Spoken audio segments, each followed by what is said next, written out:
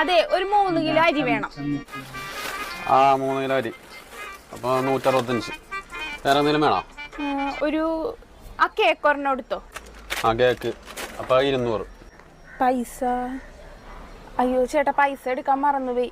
ഞാനിത് കൊണ്ടുപോയിക്കോട്ടെ. പൈസ ഇപ്പൊ ഞാൻ കൊണ്ടുവന്ന് തരാം. അയ്യോ, തന്നൊന്നും വിടാൻ പറ്റില്ല. പൈസ എടുത്തിട്ട് വാ. ഓ എന്നാ ശരി, ഇതിവിടെ ഇരിക്കട്ടെ. ഞാൻ പൈസ എടുത്തിട്ട് വരാം.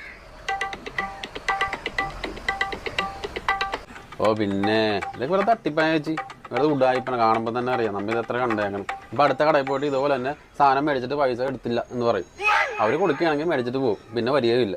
അതൊക്കെയാണ് കാണുമ്പോൾ തന്നെ അറിയാം ഉടായിപ്പാണെന്ന്. പൈസ പൈസ ചേച്ചിക്ക് എന്താ വേണ്ടത്? ഇനിയൊന്നും വേണ്ട. അമ്മേ, സാധനങ്ങൾ എടുത്തോ, നമുക്ക് പോവാം. അമ്മയായിരുന്ന